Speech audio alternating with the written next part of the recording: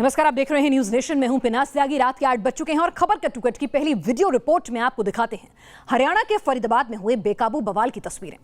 फरीदाबाद में अपनी कार्रवाई को अंजाम देने पुलिस पहुंची तो सामने आ गए स्थानीय लोग और फिर गांव की छोटी छोटी सड़कें मानो जंग के मैदान में तब्दील हो गई। फरीदाबाद के फसाद का एक्सक्लूसिव वीडियो और इस फसाद की जड़ क्या है, आप खुद देखिए और समझिए। पहले पब्लिक ने बरसाए पत्थर, फिर एक्शन में आई पुलिस और आखिर में मचा हाहाकार। फरीदाबाद का खोरी गांव मानो जंग का मैदान बन गया। एक तरफ थी कोर्ट का ऑर्डर लेकर आई पुलिस और दूसरी तरफ थे घर कानून को चैलेंज करने के लिए तैयार खड़ी आबादी। दल बल के साथ जब खाकी पहुंची तो दिया गया अल्टीमेटम कि घरों को खाली किया जाए और जवाब में पुलिस को मिली पत्थरों की बरसात।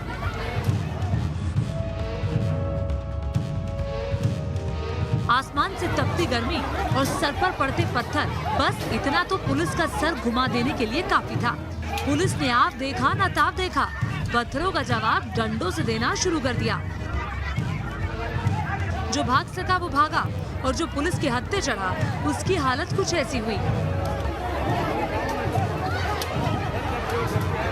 पब्लिक उन्मादी थी तो खाकी आउट ऑफ कंट्रोल हो चुकी थी। खुद को कानून से ऊपर समझने वालों पर जब पुलिसिया डंडा चला तो कोई जमीन पर गश खाकर गिर गया तो कोई लंगड़ाकर गलियों में छिपता नजर आया। लेकिन कहते हैं ना तो कोई पुलिस की नजर से बच सकता है और ना कोई पुलिस की लाठी से। खोरी गांव के इस दंगल की वजह था गांव खाली कराने का ऑर्डर। दरअसल खोरी समेत फरीदाबाद के अरावली रेंज पर कई जगह लोगों ने अवैध कब्जा कर लिया था। इस कब्जे के जरिए 10,000 से ज्यादा घर खड़े कर दिए गए थे। वन भूमि पर कब्जे का मामला कोर्ट में पहुंचा और सुप्रीम कोर्ट ने जून के महीने में ही इन जमीनों को खाली कराने का आदेश पारित कर दिया। कोर्ट ने 6 हफ्तों के भीतर वेरिफिकेशन सर्टिफिकेट मांगा था और साथ ही एसपी फरीदाबाद को इस कार्रवाई के लिए जिम्मेदार बनाया था। सरकारी जमीन पर कब्जा गैर कानूनी है। खोरी गांव के लोगों ने न सिर्फ कानून तोड़ा बल्कि कानून के पालन को भी चुनौती दी और उसी की सजा उन्हें मिली जब खाकी वालों से हो गया आमना सामना। Team news nation. और वीडियो रिपोर्ट के बाद अब आज की दूसरी खबर का रुख करते हैं। क्या देश में फिर से लॉकडाउन लगने वाला है? ये सवाल उठे क्योंकि देश में अभी भी लोग लापरवाही से बाज नहीं आ रहे। दिल्ली हो या मुंबई या फिर यूपी, शहर शहर सड़कों पर लोगों का मजमा लगा है। मार्केट में पैर रखने की जगह नहीं है। बेकाबू भीड़ और बेपरवाह लोग सुपर स्प्रेडर बनते जा रहे हैं, जिससे देश में कोरोना की तीसरी लहर का खतरा और जल्दी आने का मंडराने लगा है।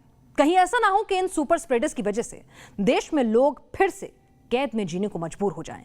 कैसे हमारी आपकी लापरवाही कोरोना की तीसरी लहर को जल्द ही ले आएगी हिंदुस्तान में। देखिए तस्वीरें क्यों डरा रही हैं। कहीं सड़कों पर भीड़, कहीं मार्केट में लोगों का हुजूम,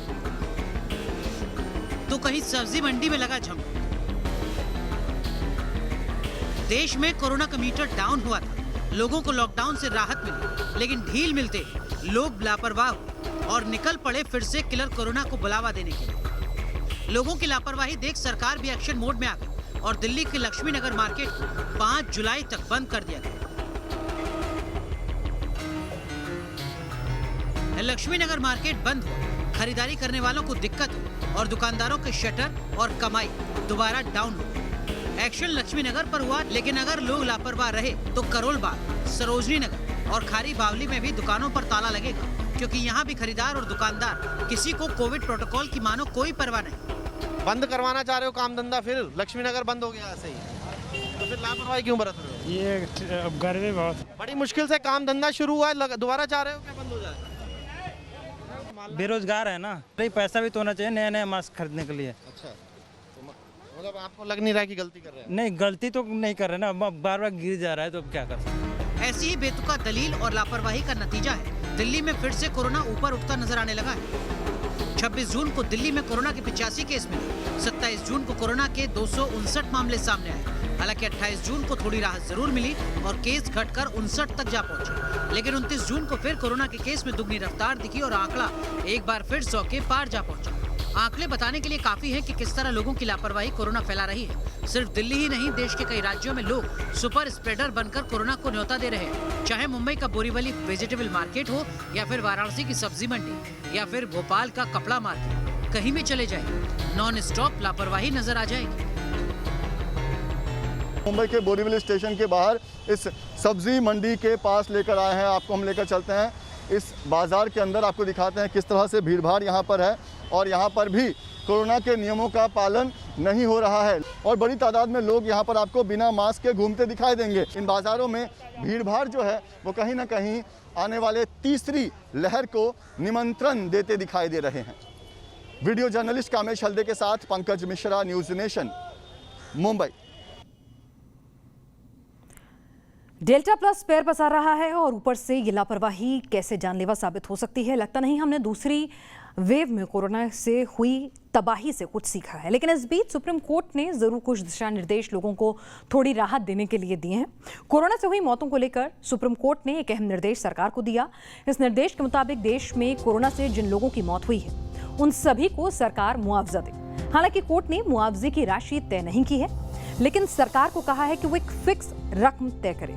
सर्वोच्च अदालत ने इस निर्देश के पीछे डिजास्टर मैनेजमेंट एक्ट का हवाला दिया था।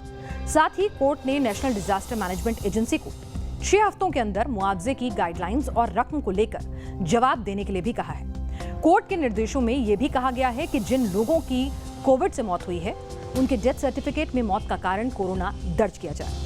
कोर्ट ने ताकीद की है, लेकिन केंद्र सरकार पहले ही कह चुकी है कि केंद्र और राज्य सरकारों के पास इतना मुआवजा देने के लिए पैसा नहीं है, क्योंकि लॉकडाउन के चलते केंद्र और राज्य सरकारों का राजस्व काफी कम हो गया है। देश में कोरोना से तकरीबन 4 लाख मौतें हुई हैं।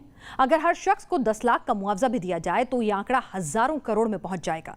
लेकिन जब सुप्रीम कोर्ट ने निर्देश दे दिया है तो सरकार के पास 2 ही विकल्प हैं, या तो वो मुआवजे की राशि दे या फिर कोर्ट के निर्देश के खिलाफ अपील करे। इसके लिए अभी इंतजार करना होगा। आगे बढ़ते हैं। सबको उम्मीद है कि वैक्सीन सबको मिले और जल्द से जल्द मिले, और कोरोना की कमर तोड़ने के लिए अब सरकार भी वैक्सीन कैलेंडर तैयार कर चुकी है। अब तक देश में सिर्फ 3 वैक्सीन मौजूद हैं, लेकिन अब कुछ और वैक्सीन जो हैं वो आने दिनों में भारत को मिलने वाली है।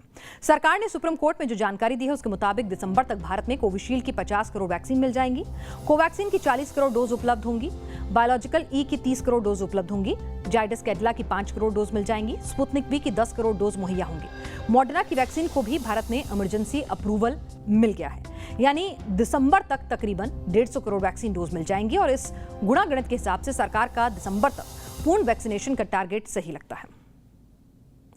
अगर आपके बच्चे घंटों तक मोबाइल फोन लेकर बैठे रहते हैं, अगर आपके बच्चे लगातार मोबाइल फोन पर वीडियो गेम खेलते रहते हैं, तो यह खबर गौर से देखिए और ध्यान से समझिए। एक बच्चे ने अपनी मां का फोन लिया, फोन में इंटरनेट से गेम डाउनलोड किया। बच्चा तो गेम खेलकर चल दिया, लेकिन मां के खाते से लाखों रुपए गायब हो गए। खेल खेल में कैसे लगा लाखों का चूना, समझना है और सावधान होना है तो देखिए कट टू कट की ये अगली रिपोर्ट।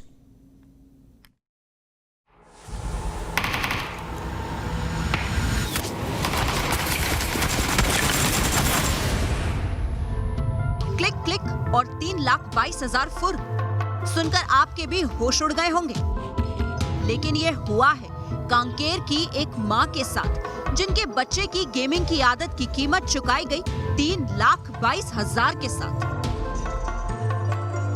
दरअसल कांकेर की एक शिक्षिका के बच्चे को मोबाइल पर घंटों तक वीडियो गेम खेलने की आदत थी। बच्चा घंटों तक मोबाइल पर गेम खेलता था तो मां का ख्याल भी बच्चे पर नहीं गया, लेकिन अचानक एक दिन मोबाइल में मैसेज कौंधा तो दिमाग के सारे पेज खुल गए।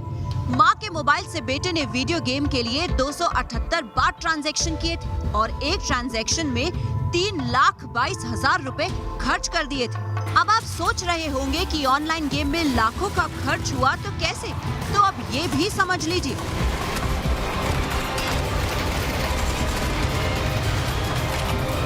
दरअसल 12 साल के मासूम को कुछ ऐसे गेम खेलने की आदत थी जिनमें अलग अलग राइफल मिलती थी और इन वर्चुअल राइफल्स को खरीदने के लिए पैसे खर्च करने होते थे। बेटे ने बार बार नई राइफल्स खरीदने के लिए मां के अकाउंट से यूपीआई के जरिए पेमेंट की और वीडियो गेम में कैरेक्टर की कॉस्ट्यूम के लिए भी छोटे उस्ताद ने मम्मी का बैंक बैलेंस साफ कर दिया।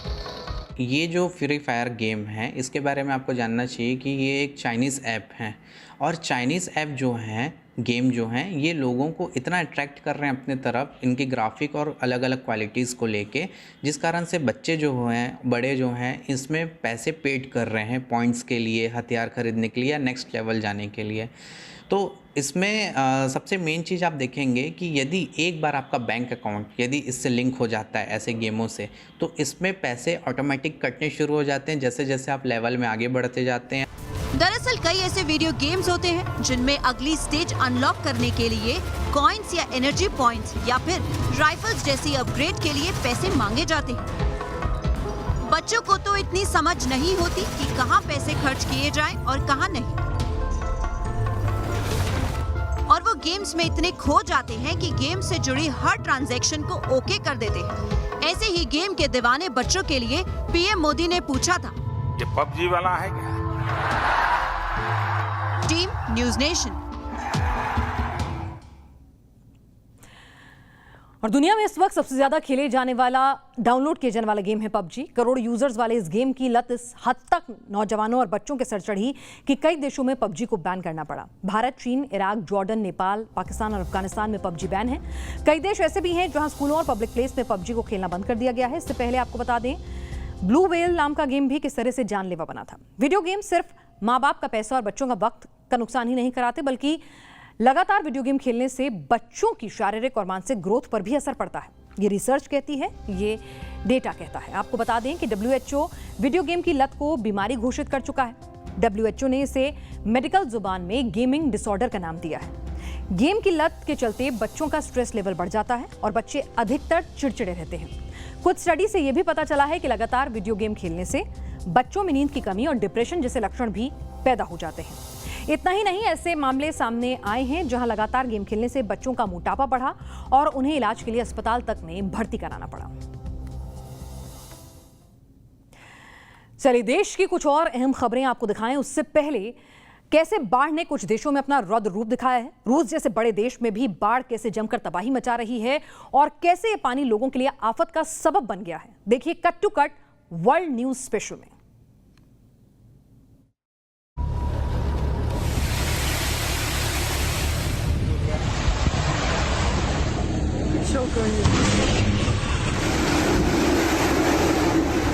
बाढ़ से तबाही, मॉस्को।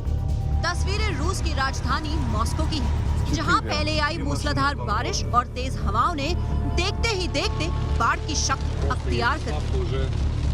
भारी बरसात के साथ ही साथ मॉस्को के कई इलाकों में बिजलियां भी कड़की। इसके चलते ईस्टर्न मॉस्को का एक बिजली घर धू धू कर जल उठा। बरसात की चपेट में मॉस्को मेट्रो भी आई। मेट्रो स्टेशंस में पानी भर गया और कई ट्रेन कैंसिल करनी पड़ी। कुदरत का कहर हांगकांग। हांगकांग में भी पहले मूसलाधार बारिश ने दस्तक दी, जिसके बाद शहर में बाढ़ जैसे हालात हो गए। सड़कों पर जल सैलाब देखने को मिला। भारी बारिश के चलते लोग अपने अपने घरों में रहने को मजबूर हैं।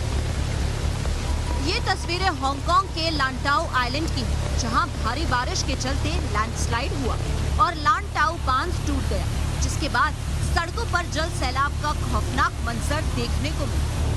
और ये पानी देखते ही देखते रिहायशी इलाकों में जा घुसा, जिसने लोगों की मुसीबत को 2 गुना बढ़ा दिया। बरसात की आफत। फ्रांस में तो कुदरत की दोहरी मार देखने को मिली। तेज बारिश के चलते सड़कों पर जल सैलाब देखने को मिला, तो वहीं भारी बर्फबारी ने लोगों का जीवन मानो पटरी से पूरी तरह उतार दिया। फ्रांस की गलियों में बहता ये पानी मानो सब कुछ अपने साथ बहा ले जाने पर आमादा है। सड़कों पर खड़ी ये गाड़ियां घंटों जाम में फंसी रही। Team news nation.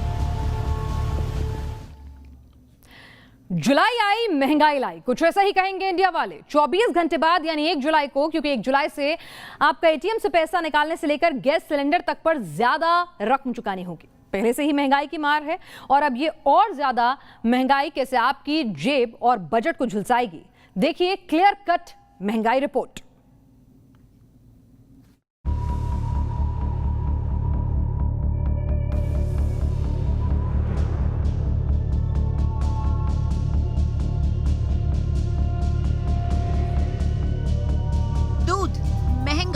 एटीएम से पैसे निकालना महंगा, पेट्रोल और डीजल महंगा, रसोई गैस महंगी हो सकती है, सीएनजी महंगी हो सकती है। खबर आज देख लीजिए, क्योंकि कल तक आप खबर नहीं बल्कि अपनी जेब की शक्ल देख रहे होंगे। 1 जुलाई को कैसी आफत लाएगी महंगाई, पूरा गुणा गणित समझ लीजिए। 1 जुलाई से दूध महंगा हो जाएगा, क्योंकि अमूल ने अपने दूध की कीमत में 2 रुपए प्रति लीटर का इजाफा करने का फैसला किया है। यानी अब 1 लीटर अमूल गोल्ड दूध आपको 56 की जगह 58 रुपए का मिलेगा। सुबह सुबह दूध खरीदने से लेकर 1 जुलाई पूरे दिन आपको महंगाई के दिन दिखाएगी। अगर घर से निकलते वक्त एटीएम का रास्ता पकड़ा तो वहाँ भी पिन डालते ही महंगाई का एहसास होगा। अब तक आप महीने में 8 फ्री ट्रांजैक्शन करते थे, लेकिन अब फ्री ट्रांजैक्शन घटकर 5 रह जाएंगी। यानी पहले के मुकाबले फ्री ट्रांजैक्शन की तादाद कम होगी और हर एक्स्ट्रा ट्रांजैक्शन पर 20 रुपए का चार्ज लिया जाएगा। अगर एटीएम से पैसे निकालने की हिम्मत हो भी गई तो फिर पेट्रोल या डीजल लेने के लिए पंप की तरफ बढ़े तो वहाँ भी महंगाई का मीटर चलता नजर आएगा। देश में हर दूसरे दिन पेट्रोल और डीजल के दाम बढ़ रहे हैं। 30 जून को रेट बढ़ाए नहीं गए, यानी 1 जुलाई को पेट्रोल डीजल का रेट बढ़ना तकरीबन तय। पति दफ्तर निकल लिया तो घर पर बैठी श्रीमती जी को महंगाई के दर्शन होंगे। बाजार के जानकारों का मानना है कि घरेलू गैस सिलेंडर और कमर्शियल गैस सिलेंडर के दाम में 50 रुपए तक का इजाफा हो सकता है। यानी 1 जुलाई को पूरे दिन आप महंगाई के दर्शन करने वाले हैं। Team news nation. और अफगानिस्तान में रहने वाले हिंदुस्तानियों के लिए भारत सरकार ने अलर्ट जारी कर दिया है। एडवाइजरी में साफ कहा है कि लगातार बढ़ती हिंसा और तालिबान के कब्जे वाले इलाकों के बढ़ने के बाद अफगानिस्तान में रहने वाले भारतीय सावधान रहे। हम आपको बता देते हैं कैसे कथित पीस प्रोसेस की आड़ में अफगानिस्तान ने अमेरिकी फौज हटने के साथ ही इस मुल्क पर आतंकी संगठन तालिबान का प्रभाव बढ़ता जा रहा है। 2017 तक अफगानिस्तान के सिर्फ 14 जिलों में तालिबान का कब्जा था। 2018 तक ये आंकड़ा बढ़कर 59 जिलों तक पहुंच गया और 20 के आंकड़ों के मुताबिक तालिबान का प्रभाव 75 जिलों तक फैल चुका था। साल 2021 यानी जब अमेरिका की फौज काफी हद तक अफगानिस्तान से लौटना शुरू कर चुकी थी तो तालिबान अफगानिस्तान के 471 में से 165 जिलों पर काबिज हो चुका है। तालिबान और पाकिस्तान का नापाक कनेक्शन किसी से छिपा नहीं और इसी वजह से माना जा रहा है कि पाकिस्तान के इशारों पर मजबूत हो रहा है तालिबान और भारतीयों के लिए यह मुश्किल का सबब है। यहां रुकेंगे कुछ देर के लिए और आगे आपको दिखाएंगे वो तबका जो दूसरे धर्म से बहू तो लाएगा लेकिन अपनी बेटी दूसरे धर्म में नहीं ब्याएगा।